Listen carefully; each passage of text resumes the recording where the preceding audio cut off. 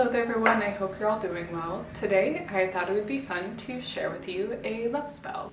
It's that time of year, Valentine's Day just happened, and I usually like to share a love spell this time of year. Today I wanted to do something a little different with it and share with you a couple of different ways to make one style of spell, but with whatever intention best suits your desires. So whether you're looking for a flirtatious fling to bring more passion to your relationship, or strengthen a current one, or just invite new romance in general, or try to draw a forever partner toward you, I will give you all of the ingredients that you'll need to make the spell specific to your situation. Now, of course, as with all love spells, it's important to have consent if you are working them with a specific person in mind, and to be conscious of the possibility of them going very poorly. If you don't have the consent of a person that you are hoping to work toward, so for example, if you have a specific person that you're interested in and wish to work a love spell on them, they usually go very horribly. So don't do that. If you aren't currently in a relationship and don't have anyone you specifically want to work a spell alongside of or on, but you want to draw a relationship towards you, writing a spell and working it that will attract the right love to you is the best way to go about it. Now, if you are in a relationship and you want to work to strengthen it, working alongside your partner and getting consent from them is the best way to go about it. Be ethical, be conscious. This is a style of magic that requires careful attention and care, and this is something we will discuss again at the very end, but something I want to say in the very beginning before we delve into it, just so we have a good baseline of understanding that this is not something to be messed with and something to go about respectfully.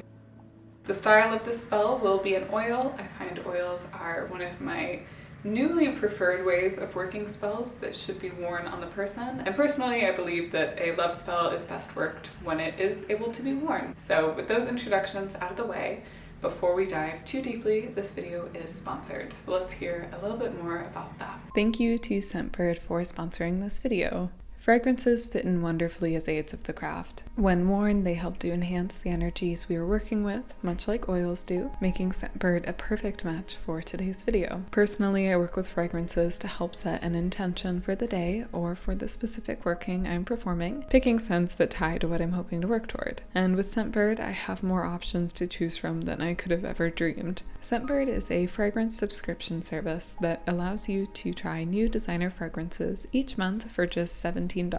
With each fragrance, you'll get a 30-day supply to try new fragrances before deciding if you want to buy the full-size bottle. This month, I received 4 wonderful fragrances, Hope's Sport and Peonypop by Hermetica Paris being my 2 favorites. Hope is the fragrance I wear the most, with my favorite bright notes of green citrus, tuberose, and lily of the valley. It just feels so happy and bright. But Peonypop brings a much more floral scent with its notes of peony, rose, and raspberry. With Scentbird, you can experiment with different fragrances to find the one that best suits you. They have perfumes and colognes and plenty of unisex options as well, so if this sounds interesting to you, make sure to click the link below to visit Scentbird's website or scan the QR code and use my code Annabel55OFF to get 55% off your first month at Scentbird. That's only about $8 for your first month. Thank you again to Scentbird for sponsoring, and let's get back to the video. Alrighty, welcome back. As I said before, we are making a love spell that is prepared as an oil. There are many different herbs that you can use for this,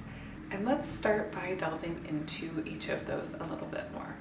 I wrote a long list of the ones that I would recommend, and I will share the ones that I personally will be using, but from this list you're welcome to use 1, 2, 3, 5, however many feels right to you and your specific purpose that you're searching for. Each herb that ties to love very differently. And that goes for every herb that ties to any intention. They each have very different personalities and will work to better benefit a situation. For example, you wouldn't really want to use lilac to draw a committed love. It works way better when it comes to flirtatious love or just a fling. However, something like rosemary would attract a very loyal partner and increase or strengthen love. Same with yarrow, which is used to ensure lasting love. So keep that in mind while trying to pick out which herb you would prefer to use. So first on my list is basil, something that might be a little unexpected, but love is one of its most powerful traits. And this is generally sweet basil. And it works best when strengthening a current love, ensuring that commitment, and really bringing up the passion in a relationship. Basil isn't an herb that I would typically recommend to attract new love, but it is a very valuable herb when it comes to strengthening a current partnership. Cinnamon is very similar. It is a very strengthening herb. It will add strength to the spell as well, as it's a fortifying herb, but it namely works well at enhancing passion. Clove, on the other hand, is a fantastic herb when it comes to inviting new love, but it can also be used to rekindle an old love or a current love and strengthen it. It's also another fortifying herb, so it's fantastic for increasing the effectiveness of the spell. Ginger, kind of similar. It is very good at fortifying and reinvigorating a current love. It can be worked to bring back a romantic spark that may have been lost, or just kind of oomph it up a bit. It can also be used to attract new love. Lavender is one that I find really fascinating because it can be used either to attract a devoted partner or to attract a fling, depending on what you're looking for. It's a very versatile herb and one that I would recommend working with if you feel drawn to it, when it comes to attracting a new partner, that is. Lemon balm is one of my favorites if you are looking to attract the right partner. It will draw people towards you that would be the best for you in a relationship at that time. And it probably shouldn't be used if you were seeking something that's a little more shorter term. Lilac, on the other hand, perfect for attracting a fling. Meadowsweet, a very sweet, gentle herb that is great at attracting new love. And of course, rose. Roses can be used for absolutely any purpose when it comes to love, and I would recommend working with them in any love spell that you work. As I said earlier, rosemary brings loyalty, and yarrow ensures longevity. There are many notes on its folklore that say yarrow ensures a love that lasts 7 years, but a lot of people take this to mean just enduring love. Now, these are the top herbs that I generally would recommend when it comes to crafting a love spell. Of course, there are many more, and feel free to experiment with many other ones. Another one that I didn't mention is chamomile, and if you are hoping to maybe work on some self-love and care, chamomile is my favorite herb for that. And now today, the spell that I will be making for myself will be made of rose, ginger, and clove. But again, feel free, pick out any of the herbs that feel best to you. I typically would recommend working with 3, but you can work with just 1 or as many as feels right to you. A couple things to keep in mind, working with the spices, so clove and cinnamon, can irritate your skin a bit when they are made into an oil, so that's something to keep in mind if you have sensitive skin or watch out for. But other than that, the rest should be pretty fair on your skin topically, and as it is just a magical oil and not so much of a medicinal one, it should be fairly okay. So let's get crafting, shall we?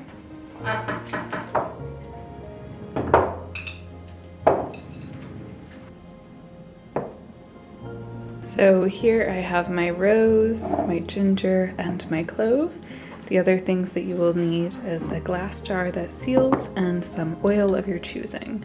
I'm using olive oil, it's what I always have on hand, but you can use something like jojoba or grapeseed or something that may absorb into your skin a little bit more readily. We're only going to be using a small drop at a time, so you don't need to make very much. And I probably won't be filling this jar all the way, nor do you need to be too specific about the oil unless you wish to be. The next steps, as with any oil, are very straightforward.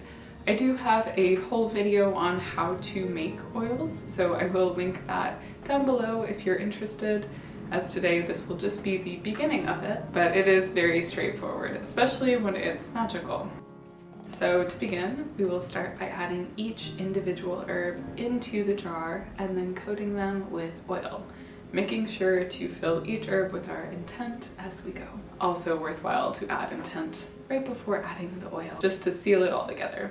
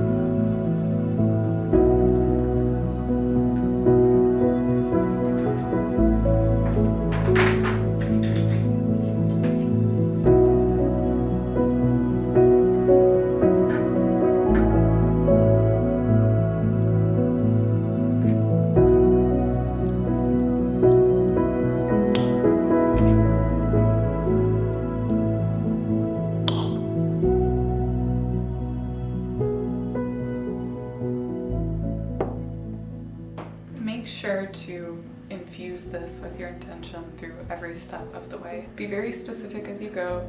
I also have a whole video on intent if you want to look into it. There are many different ways to work with intent, and it's important that you work with it in whichever way feels best to you. But once you reach the stage where all of your ingredients are in the jar and capped off and covered in oil, it's time to let it set.